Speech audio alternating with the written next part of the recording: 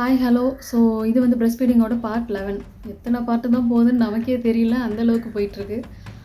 இன்றைக்கி வந்து இந்த வீடியோவில் வந்து நம்ம பிரஸ்ட் மில்க் வந்து எப்போல்லாம் கம்மியாக சுரக்கும், அதுக்கான காரணங்கள் என்னென்னு பார்க்கலாம்.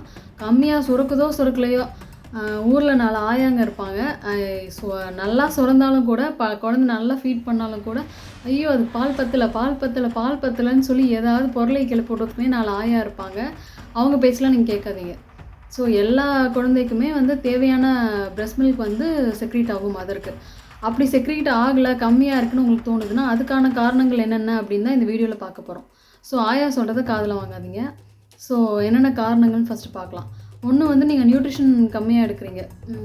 பிரஸ்ட் மில்க் செக்ரீட் ஆகிறதுக்கு தேவையான நியூட்ரிஷன் வந்து நீங்கள் எடுக்கிறதில்ல, அதனால கம்மியாக இருக்கலாம். இல்லை ப்ரொலாக்டின் ஹார்மோன் உங்களுக்கு கம்மியாக இருக்குது அப்படின்னா அப்போ வந்து பிரஸ்ட் மில்க் வந்து கம்மியாக இருக்கலாம்.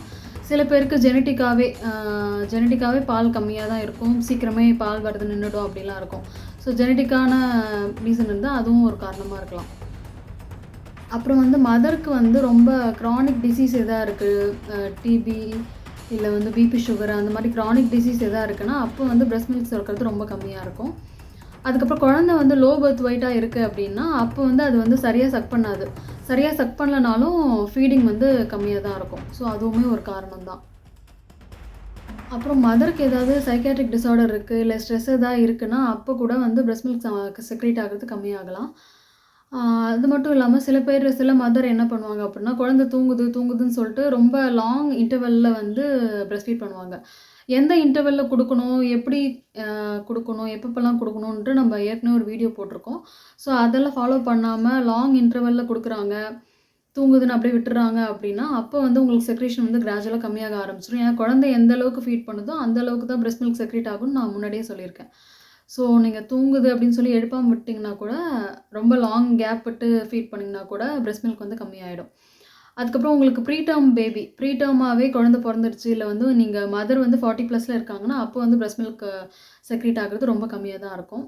அதுபோல் ப்ரெக்னன்சி அப்போ வெயிட் கெயின் வந்து ரொம்ப அதிகமாக நீங்கள் வெயிட் கெயின் இருந்தீங்க அப்படின்னா, ஒரு 12 to 14 தான் இருக்கணும், 8 to 12 இருக்கணும் ஆக்சுவலாக. ஒரு 13, 14 வரைக்கும் ஓகே. அதுக்கு மேலே அதிகமாக இருக்குது அப்படின்னா அப்போயுமே பிரஸ்ட் மில்க் செக்ரீட் ஆகிறது ரொம்ப கம்மியாயிடும். அதுக்கப்புறம் குழந்தை வந்து சரியாக சக் பண்ணலனா கூட பிரஸ்ட் மில்க் செக்ரீட் ஆகிறது ரொம்ப கம்மியாயிடும்.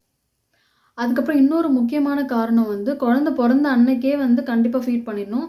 எவ்வளோ சீக்கிரம் ஃபீட் பண்ண முடியுதோ அவ்வளோ சீக்கிரம் நல்லதுன்னு நான் வீடியோவில் சொல்லியிருக்கேன் ஆல்ரெடி. ஸோ அன்னைக்கே நீங்கள் ஃபீட் பண்ண ஆரம்பிச்சிடணும். சிசேரியன் பண்ணியிருக்காங்க, எழுந்து உட்கார முடியல, கொடுக்க முடியல அப்படிலாம் சொல்லிவிட்டு நீங்கள் டிலே பண்ணீங்க, இல்லை ஃபஸ்ட்டு வந்து ஆர்டிஃபிஷியல் ஃபீட்ஸ் ஆரம்பிச்சிட்டிங்க அப்படின்னா அதுக்கப்புறம் வந்து பிரஸ்ட் மில்க் செக்ரீட் ஆகிறதுல கண்டிப்பாக வந்து ப்ராப்ளம் இருக்கும். அப்போ வந்து உங்களுக்கு செக்ரேஷன் வந்து கம்மியாக ஆரம்பிச்சிடும். ஸோ குழந்தை பிறந்த அன்னைக்கு எவ்வளோ சீக்கிரம் முடியுதோ அவ்வளோ சீக்கிரமே வந்து நீங்கள் பிரஸ்ட் ஃபீட் பண்ண ஆரம்பிச்சிடணும். இவ்வளோ தான் ஏன் கம்மியாக செக்ரேட் ஆகுது அப்படின்றதுக்கான காரணங்கள். தேங்க்யூ.